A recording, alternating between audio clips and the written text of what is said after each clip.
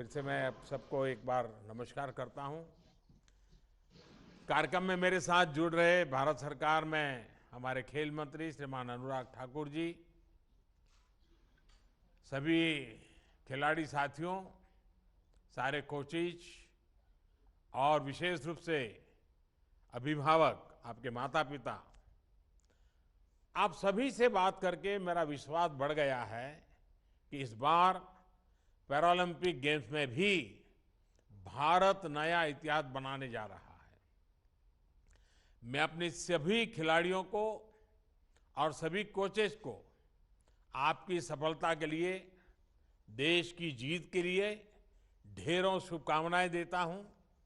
साथियों, आपका आत्मबल, कुछ हासिल करके दिखाने की आपकी इच्छा शक्ति मैं देख रहा हूं असीम है।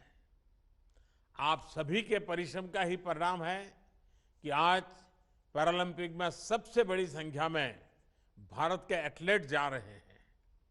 आप लोग बता रहे थे कि कोरोना महामारी ने भी आपकी मुश्किलों को जरूर बढ़ाया, लेकिन आपने कभी भी इस क्रम को टूटने नहीं दिया। आपने उसको भी ओवरकम करने के लिए जो भी आवश्यक था उसको भी कर लिया। आपने अपना मनोबल कम नहीं होने दिया, अपनी प्रैक्टिस को रुकने नहीं दिया, और यही तो सच्ची स्पोर्ट्समैन स्पिरिट है। हर हालत में वो यही हमें सिखाती हैं, yes we will do it, we can do it. और आप अपने सपने करके दिखाया भी है, सबने करके दिखाया है। साथियों, आप इस मुकाम तक पहुंचे हैं क्योंकि आप असली चैंपियन हैं। जिंदगी के खेल में आपने संकटों को हराया है। जिंदगी के खेल में आप जीत चुके हैं, चैंपियन है। एक खिलाड़ी के रूप में आपके लिए आपकी जीत, आपका मेडल बहुत महत्वपूर्ण है। लेकिन मैं बार बार कहता हूं कि नई सोच का भारत आज अपने खिलाड़ियों पर मेडल का दबाव नहीं बनाता है।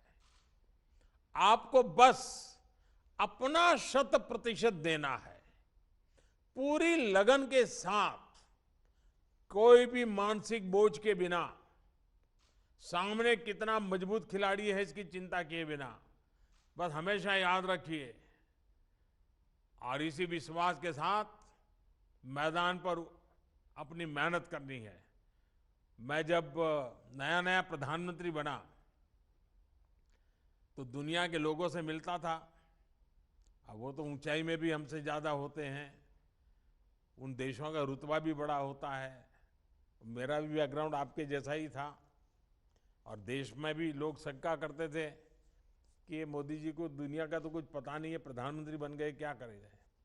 लेकिन मैं जब दुनिया के लीडर से हाथ मिलाता था तो मैं कभी ये नहीं सोचता था कि नरेंद्र मोदी हाथ मिला रहा है। मैं यही सोचता था कि 100 करोड़ से भी बड़ी आबादी वाला देश हाथ मिला रहा है, मेरे पीछे 100 करोड़ से ज्यादा देशवासी खड़े हैं, ये भाव रहता था। और उसके कारण मुझे कभी भी मेरे कॉन्फिडेंस को समस्या नहीं आती थी। मैं देख रहा हूं आपके अंदर तो जिंदगी को जीतने का कॉन्फिडेंस भी है, और गेम जीतना तो आपके लिए बाएं हाथ का खेल होता है। मेडल तो मेहनत से अपने आप आने ही वाले हैं। आपने देखा ही है, ओलंपिक्स में हमारे कुछ खिलाड़ी जीते तो कुछ चूके भी, लेकिन देश सबके साथ मजबूती से खड़ा था, सबके लिए चीयर कर रहा था। साथियों, एक खिलाड़ी के तौर पर आप ये बखूबी जानते हैं कि मैदान में जितनी फिजिकल स्ट्रेंथ की जरूरत होती है, उतनी ही मेंटल स्ट्रेंथ भी मायने रखती है। आप लोग तो विशेष रूप से ऐसी परिस्थितियों से निकल करके आगे बढ़े हैं जहां मेंटल स्ट्रेंथ से ही इतना कुछ मुमकिन हुआ है। इसलिए आज देश अपने खिलाड़ियों के लिए इन सभी बातों का ध्यान रख रहा है। खिलाड़ियों के लिए स्पोर्ट साइकोलॉजी, उस पर वर्कशॉप और सेमिनार्स, इसकी व्यवस्था लगातार करते रहे हैं। हमारे ज्यादातर खिलाड़ी छोटे शहरों, कस्बों और गांवों से आते हैं, इसलिए एक्सपोजर की कमी भी उनके लिए एक बड़ी चुनौती होती है। नई जगह, नए लोग, अंतर्राष्ट्रीय परिस्थितियां, कई बार ये चुनौतियां ही हमारा मनोबल कम कर देती हैं।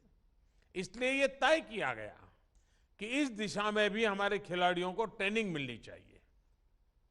मैं उम्मीद करता हूं कि टोक्यो पैरालंपिक को ध्यान में रखते हुए जो 3 सेशंस आपने ज्वाइन किए, इनसे आपको काफी मदद मिली होगी। साथियों, हमारे छोटे छोटे गांवों में, दूर सुदूर क्षेत्रों में कितनी अद्भुत प्रतिभा भरी पड़ी है, कितना आत्मविश्वास है।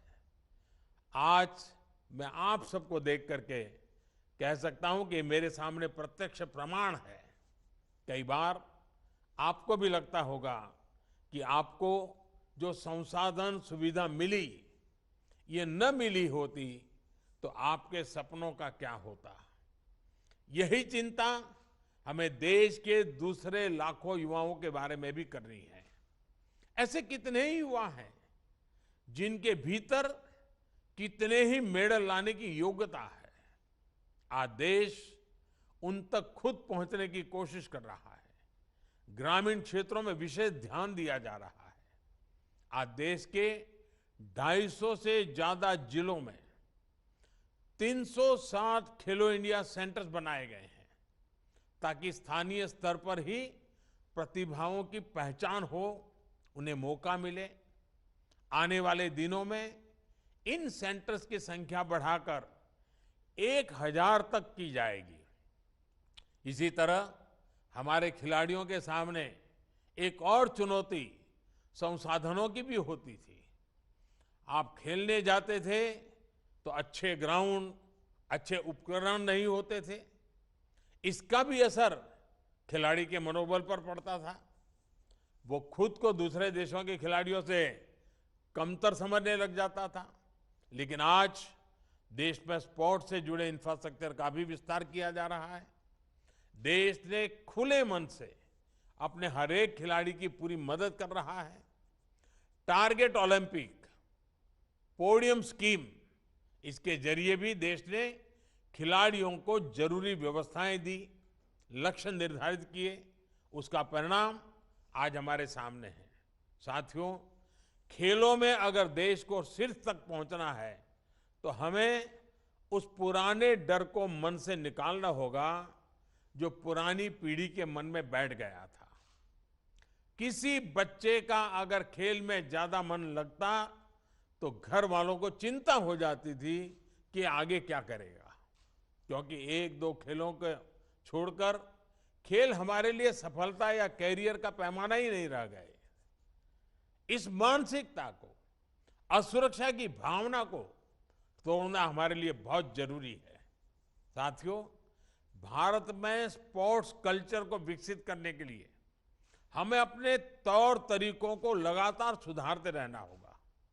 आज अंतर्राष्ट्रीय खेलों के साथ साथ पारंपरिक भारतीय खेलों को भी नई पहचान दी जा रही है।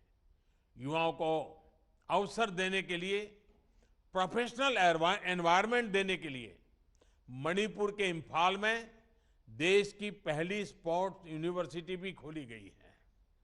नई राष्ट्रीय शिक्षा नीति में भी पढ़ाई के साथ साथ खेलों को बराबर प्राथमिकता दी गई है।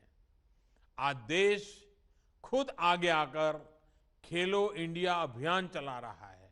साथियों, आप किसी भी स्पोर्ट से जुड़े हो, एक भारत श्रेष्ठ भारत की भावना को भी मजबूत करते हैं।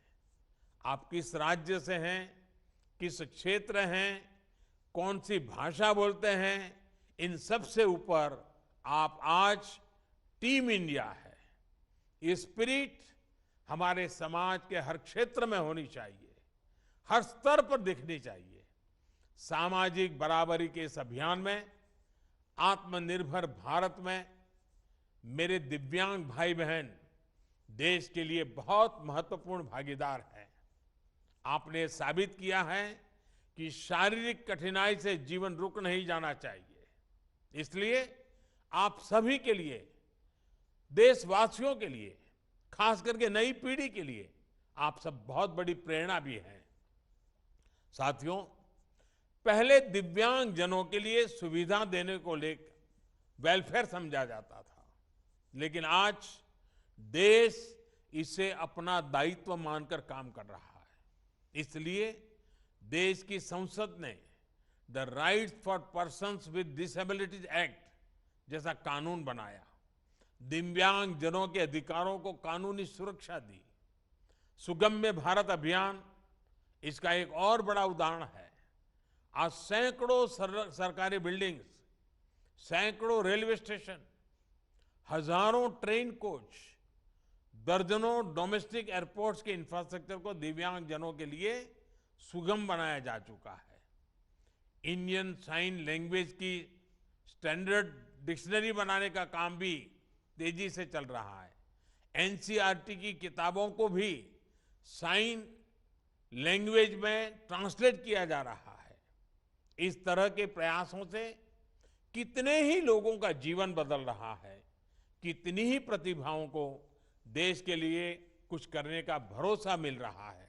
साथियों, देश जब प्रयास करता है तो उसके सुनहरे परिणाम भी हमें तेजी से मिलते हैं। तो हमें और बड़ा सोचने की और नए की प्रेरणा भी उसी में से मिलती है। हमारी एक सफलता हमारे कई और नए लक्ष्यों के लिए हमारा रास्ता साफ कर देती है। इसलिए जब आप तिरंगा लेकर टोक्यो में अपना सर्वश्रेष्ठ प्रदर्शन करेंगे तो केवल मेडल ही नहीं जीतेंगे, बल्कि भारत के संकल्पों को भी आप कई दूर तक ले जाने वाले हैं, उसको एक नई ऊर्जा देने वाले हैं, उसको आगे बढ़ाने वाले हैं। मुझे पूरा विश्वास है कि आपके ये हौसले, आपका ये जोश टोक्यो में नए कीर्तिमान गढ़ेगा। इसी विश्वास के साथ आप सभी को एक बार फिर ढेरों शुभकामनाएं। बहुत बहुत धन्यवाद।